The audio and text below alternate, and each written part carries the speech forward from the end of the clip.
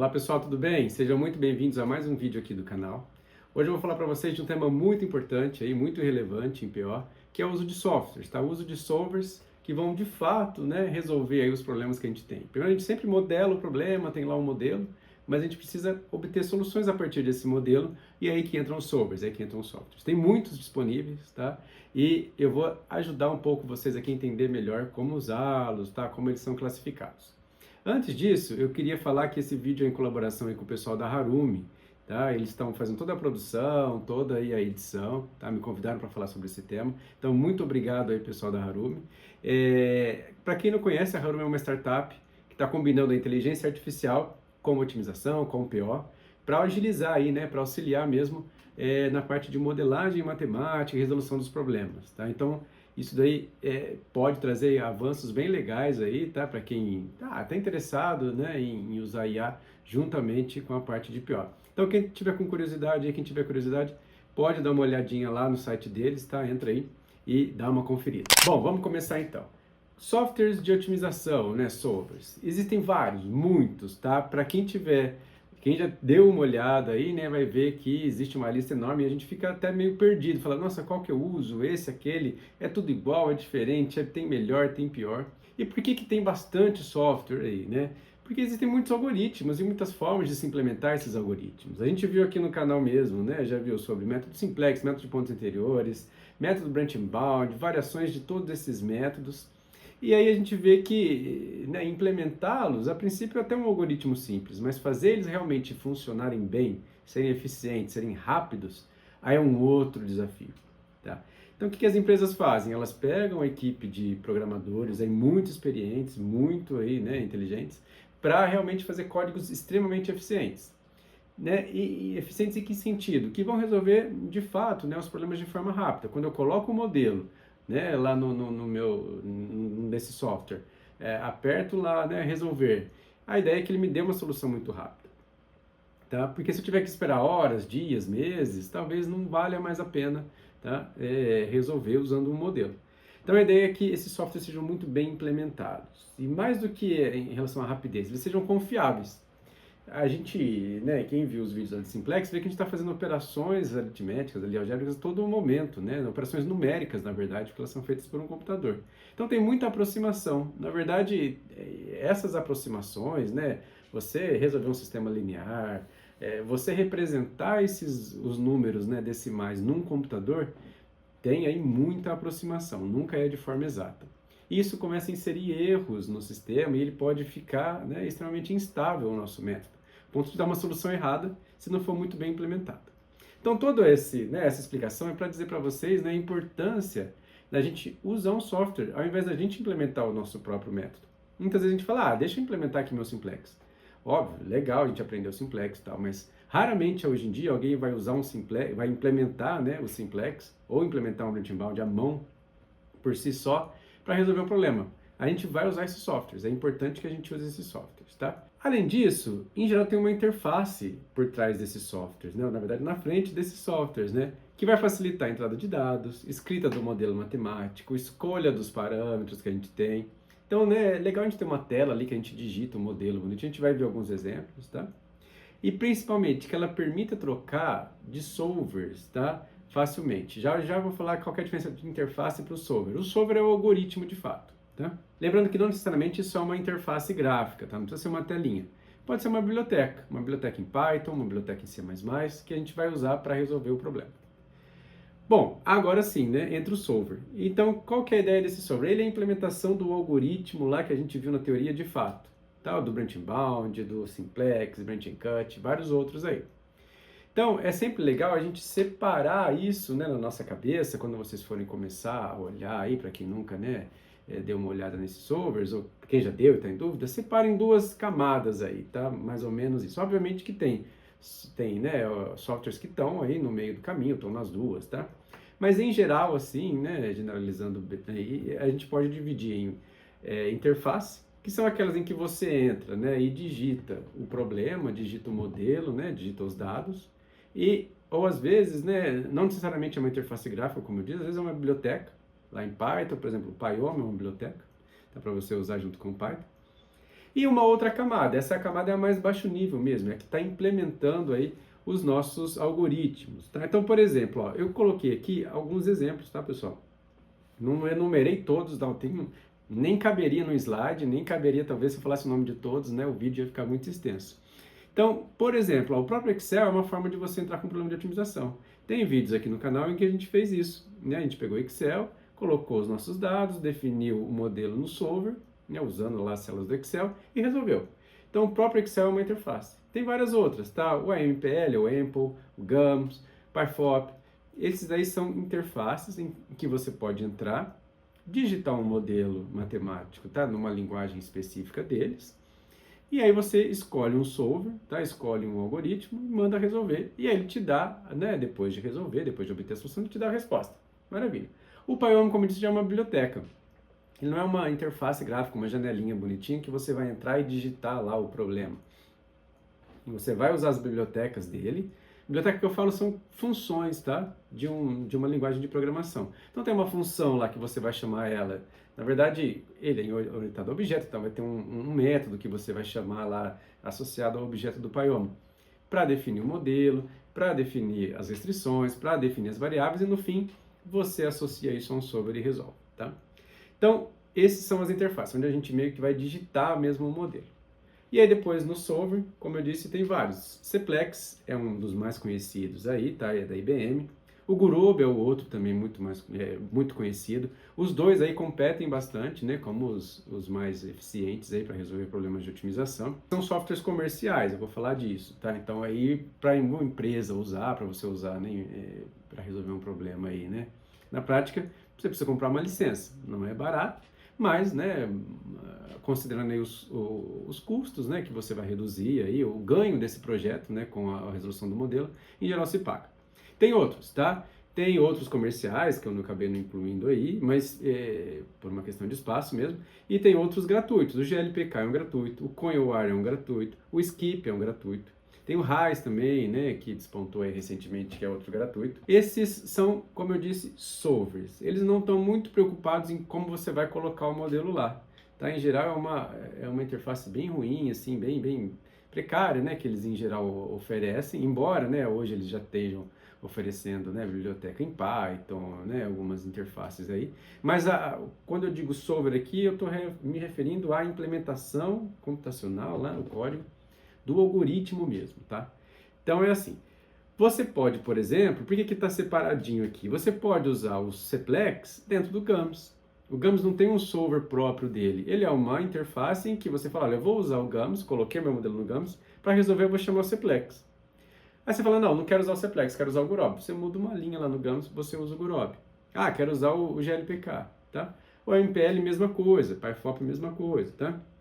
Então por isso que a gente separa, tá? Já no Cplex, uma vez que você colocou o modelo lá no Cplex, você está no Cplex. É ele que tem a implementação do Simplex, é ele que tem a implementação do Branch and Bound, do Branch and Cut, tá? O GAMS não tem um Simplex, o GAMS não tem um Branch and Bound, um Branch and Cut. Então, essa é a diferença, tá? Onde que a gente vai colocar o probleminha lá, digitar o modelo, e onde ele vai ser resolvido, aí é nessa camada de baixo. Reforçando então o que eu disse, né? Existem vários. As interfaces, aí eu dei alguns exemplos de solver também. Cplex e o Gurobi são comerciais, você precisa de uma licença para usar eles, tá? Comercialmente. Tem a licença estudante, que é gratuito. Tem a licença acadêmica, que é totalmente gratuita, tá? Mas aí você precisa ser um acadêmico, né? Precisa ser um estudante.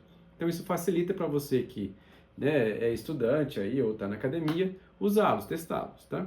Os outros aí, como eu falei, GLPK, Coin, Skip, são gratuitos, tá? Mas aí você fala, por que eu vou usar um comercial então e pagar? Porque o comercial é muito mais rápido, tá? Muito mais rápido. Chega, né, em alguns problemas você nem consegue achar uma solução com um dos gratuitos, enquanto que com o comercial você acha ótimo, em poucos segundos, tá? Eu falo, não consegue achar uma solução depois de horas, né, nos gratuitos, infelizmente, tá? Aí você fala, mas por que isso? Tá? Você fala, é simplesmente, né, a qualidade da implementação, tá? Como a empresa, né, que cobra por isso, ela está pagando programadores dedicados para isso, o software vai ficar muito melhor, muito mais otimizado ali, muito mais eficiente. Já os gratuitos são esforços, né, gratuitos de pessoas nos tempos livres delas, e aí elas não conseguem, né, fazer um código tão, né, sofisticado. Tá lá, tá implementado, correto, ele resolve o problema, mas vai demorar. Então, se você optar por um software gratuito, um software livre, tem essa consciência de que vai resolver o problema, né? Mas talvez você precise de horas, dias, meses ou séculos, tá? Ah, uma coisa importante. A vantagem de você usar uma interface, né, para acessar esse software é você poder trocar de um para o outro. Então, se você está fazendo, né, um teste aí com o modelo inicial, você não está tão preocupado em resolver isso rápido, ou é um probleminha pequeno ainda que você quer resolver, você coloca o seu modelo lá numa linguagem, né, que você quiser na interface, e aí você fala, olha, eu quero resolver por um software gratuito, o Coin, tá? Pronto, você resolve por um software gratuito. Você fala, agora eu quero trocar, você não precisa mudar nada, né? Mudar uma linha, como a gente vai ver, você muda para um Cplex, para um Gurob, tá? Então essa é a importância aí de a gente poder separar entre interface e software. Como eu falei, há muitos outros disponíveis. É possível a gente interagir diretamente com os solvers também, tá? Não é impossível. O próprio Cplex, o Gurob, eles têm interface Python, eles têm interface em C++, só que eles são bibliotecas, tá? O Cplex tem até uma interface gráfica, né, que é o OPL, também é possível, mas aí você tem que usar aquela linguagem própria do OPL.